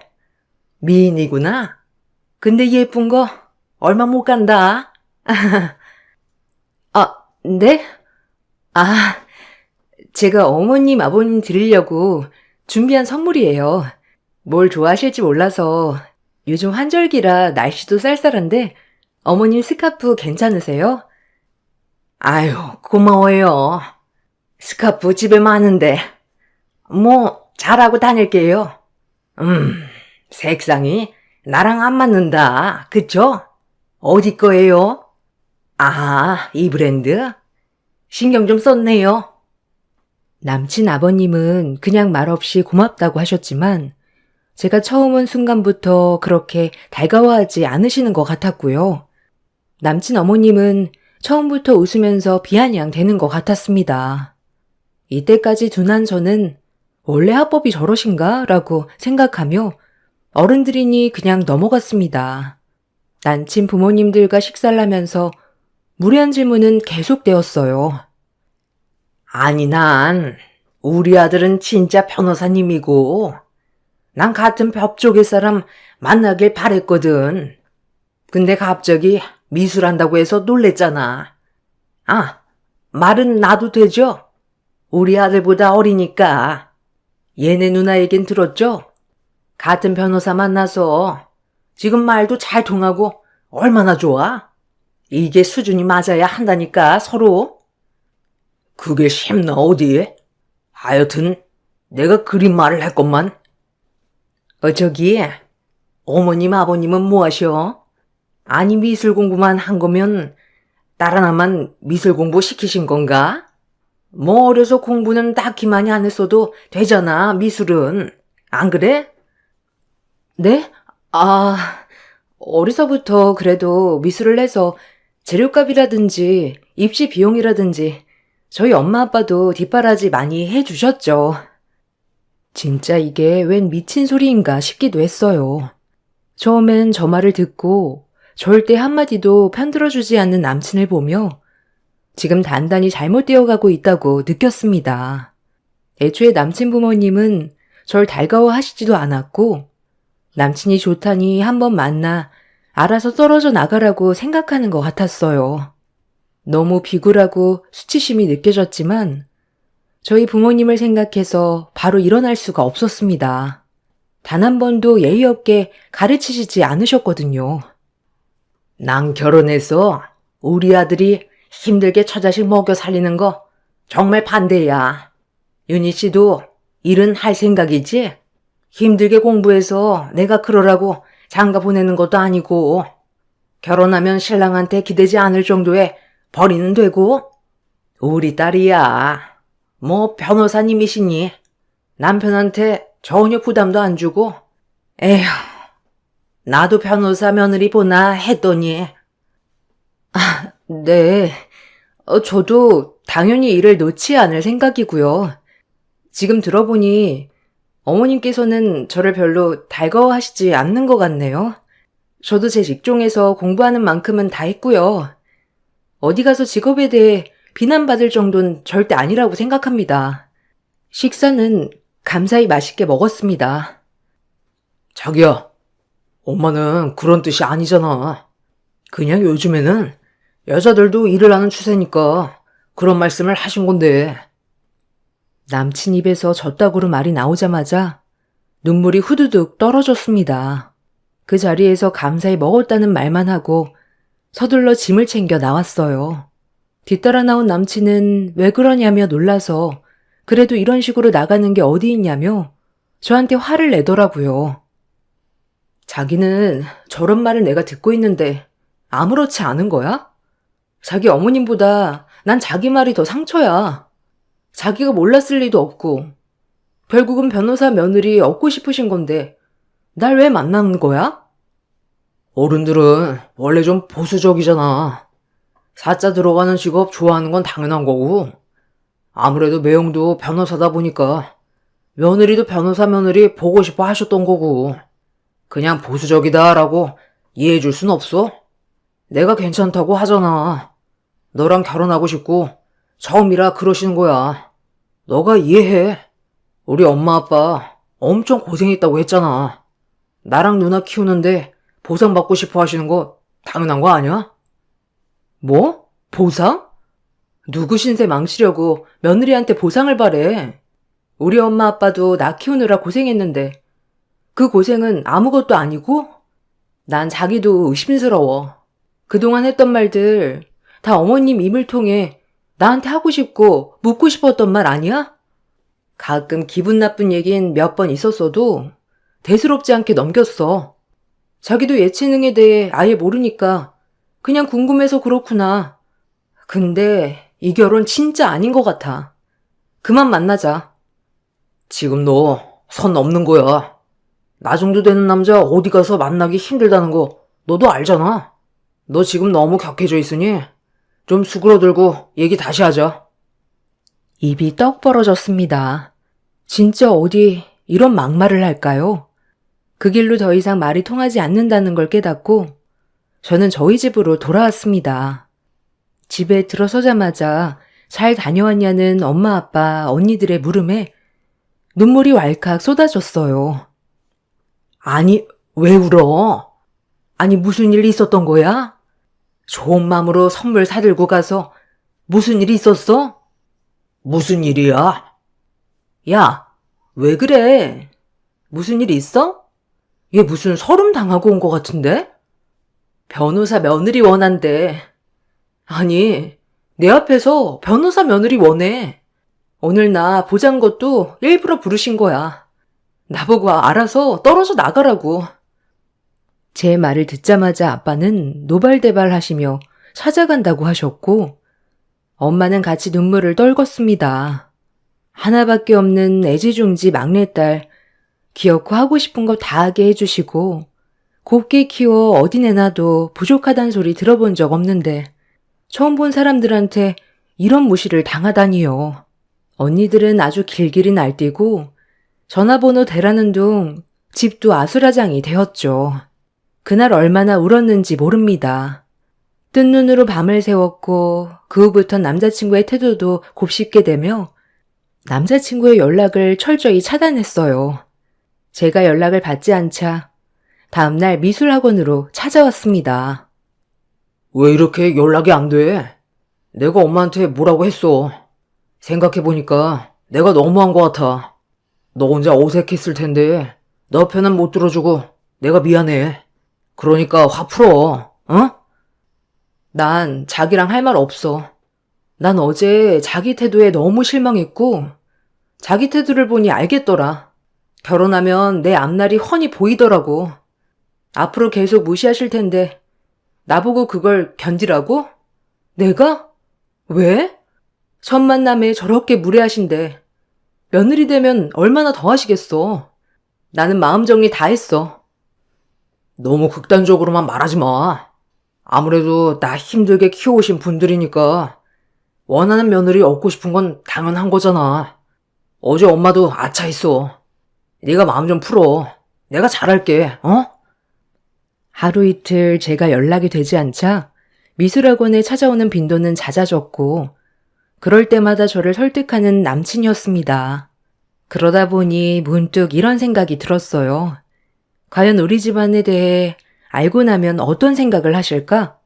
그렇게 남친과 남친 누나, 변호사라고 저를 그렇게 무시했는데 과연 저희 집안이 의사 집안에 건물 몇 채나 있는 집인 걸 알게 되면 절 그렇게 대할 수 있는지도 궁금해졌습니다. 일단 남자친구에게 알겠다는 말과 함께 본격적으로 다시 만나게 되었어요. 다시 만난다고 해서 제 마음이 변한 건 아니었지만 그래도 중간에 남친 부모님께서 조금이라도 변하게 된다면 마음이 달라질 수도 있겠다 생각도 했습니다.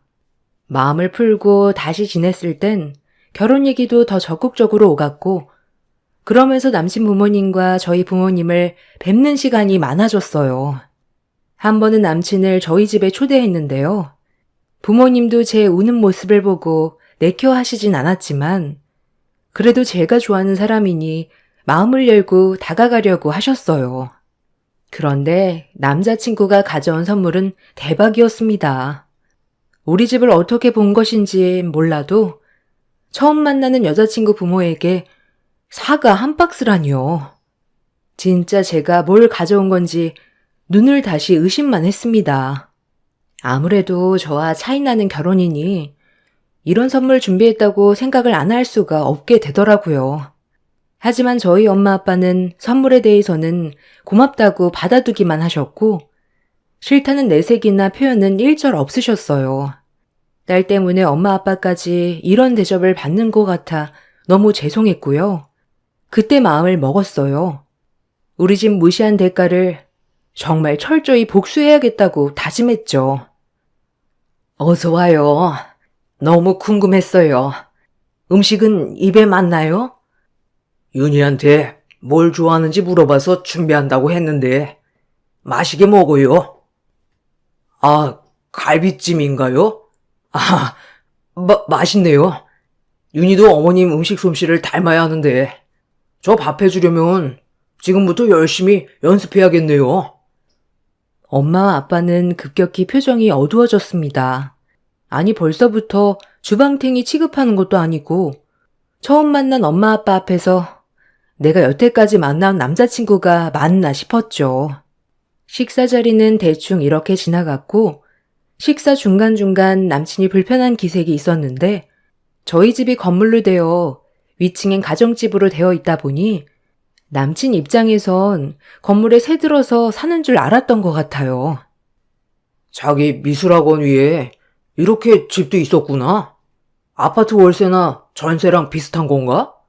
이런 건물 위에 집이 있을 거라고는 상상도 못했는데. 우린 여기 나 중학교 때부터 살아서 익숙하지. 오히려 시끄럽지도 않고 좋아. 자긴 아파트 사니까 익숙하진 않겠다. 건물도 깨끗한 편이어서 나쁘지 않고 그래도 아파트면 관리가 잘 되어 있어서 좋긴 하겠네. 그렇게 대화를 이어갈 무렵 언니들이 퇴근하고 들어왔습니다. 남자친구가 온다는 건 알았는데 언니들도 제 얘기를 들었던 참이라 궁금했던 모양인지 일찍 퇴근을 하고 집으로 왔어요. 아, 윤희 남자친구구나? 안녕하세요. 전 윤희 첫째 언니고 얜 둘째예요. 반가워요. 아, 네. 안녕하세요. 윤희가 도통 집 얘기를 잘 안 해줘요. 이제서야 뵙네요. 잘 부탁드려요. 저와 달리 언니들은 똑 부러지기도 하고 제가 서럽게 울던 날을 기억하고 있어서 남자친구에게 살갑지만은 않았고 그때 복수를 하려고 했는지 언니들이 의사신분이라는 걸 밝히더라고요. 남친은 엄청 놀란 눈치였습니다. 대학은 어디예요? 요즘 로스쿨도 간판 많이 보잖아요. 제 친구도 로스쿨 출신인데 연배가 비슷한 것 같아서요. 물어봐도 되죠? 아, 네. 서울대 로스쿨 출신입니다. 아, 그럼 대학은요? 대학은 어디 나왔어요? 순간 언니가 꼬치꼬치 묻는 말에 기분이 나빴는지 얼굴이 불그락해지는 남자친구를 볼 수 있었죠. 뭔가 고소하단 생각이 들었어요. 내 기분을 조금이라도 느껴봤는지 이때 이런 말을 하며 자존심이 상해하는 게 확 보이더라고요. 아, 대학은 순천에 있는 대학 나왔습니다. 뭐 대학보다야 마지막 학력이 서울대 로스쿨이니까요. 아, 그래도 로스쿨 출신이어도 대학도 중요하지. 요즘 로펌 들어가기 얼마나 어려운데, 안 그래요? 그래도 취업 잘했다면 다행이지만요. 금방이라도 당신은 어디 대학 나왔냐고 물어볼 기세였지만 그래도 첫 만남이니 더 이상 묻지 않더군요. 그렇게 식사 자리를 마치고 남친을 배웅하던 차에 남친의 불만이 터져 나왔습니다. 자기를 함부로 대했다는 둥, 언니들이 왜 이렇게 개념이 없냐는 둥, 일단 다 참았어요. 어차피 곧 헤어질 거고 아주 입이 떡 벌어지게 복수할 계획이었으니까요. 그러고 나서 철저히 복수 계획을 세웠습니다. 그 과정 중 역시나 예비시댁의 만행은 끊임없었죠. 중간에 남자친구에게 건물주 딸의 선자리를 제시하는 둥 결과는 계속 저를 못마땅해 했어요. 이것 또한 개념 없는 남자친구 입에서 듣게 되었죠. 아빠가 좋은 사람 있다고 선보는 거 어떠냐더라? 그래도 난 자기를 너무 사랑하니까 당연히 안 된다고 했지. 아직도 못마땅해 하셔? 자기가 잘 얘기한 거 아니었어? 건물주 딸? 왜? 자기 변호사 사무실이라도 차려줄 수 있을 것 같은가 보지? 에이, 말을 왜 그렇게 해? 자기도 좋잖아. 그래도 나 같은 남자가 자기 아니면 절대 안 된다는데 자긴 자부심 가져도 돼. 이런 미친 소리를 하며 저를 놀리는 것처럼 말을 하더군요. 정말 어이가 없었지만 그 계획은 실행될 예정이니 참았어요. 아주 그 집 콜을 납작하게 해주겠다는 일념 하나로 참았던 것 같아요. 엄마, 아빠, 언니들과 오빠에게도 저의 계획을 말씀드리니 아빠와 엄마도 경우 없으신 분들은 아니지만 제가 그동안 그 집에 당했던 걸 생각해 동의해 주셨고요. 드디어 길고 긴 시간 끝에 상견례 날이 되었습니다. 역시나 상견례 전날까지도 남친 부모님들은 꼭 해야겠냐며 남친을 설득하는 눈치였고 남친이 통하지 않자 이제는 제가 시집가면 저를 부려먹을 생각만 하시는 것 같았습니다. 어느 날은 전화가 오시더니 얼토당토 않는 말을 하시더군요. 예, 나다. 너 김치는 담글 줄 아니? 내가 내일 김장을 할 건데 어차피 너가 와서 이제 할 일인데 이 정도는 해야 하지 않겠니? 지금 얘네 누나나 우리 아들 시킬 수도 없는 거고 너희야 수업 조절해서 오면 되는 거니까 내일 몇 시쯤 올 수 있니? 네? 김장이요?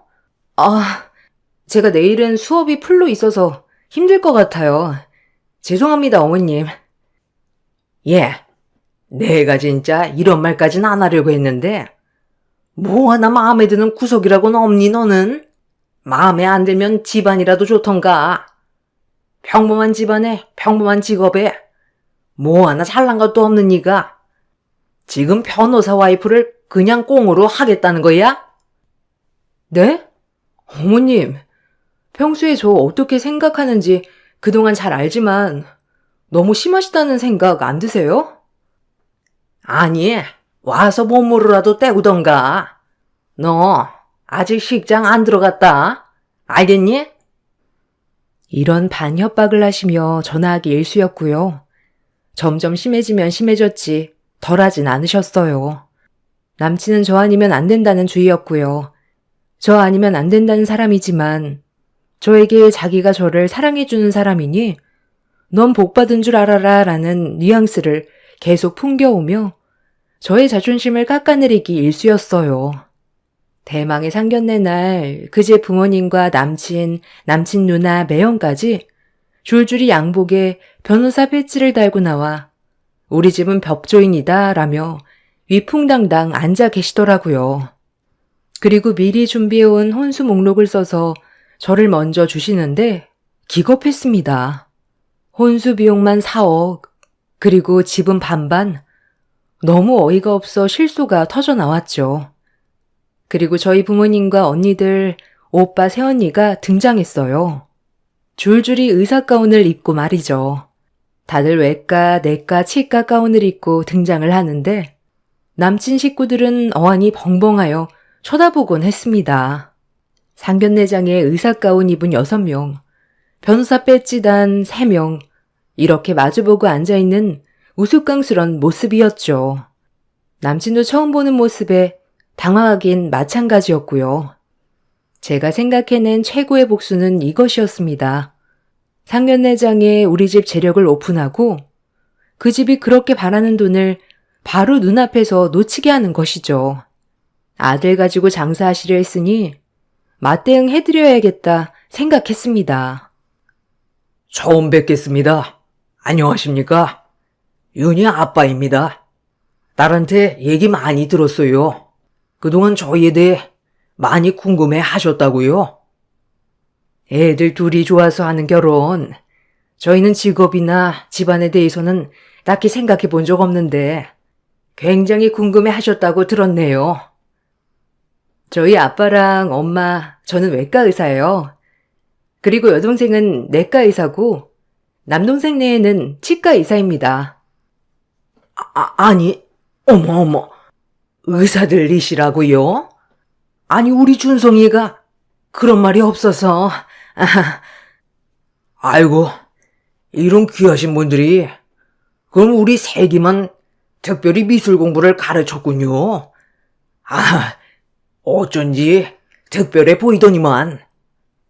어머머, 아마 우리 아들 머리랑 사돈댁도 머리들이 좋으시니 우리 손주들 머리 걱정은 없겠어요. 우리 며느리기 닮아 손재주도 좋을 거고요.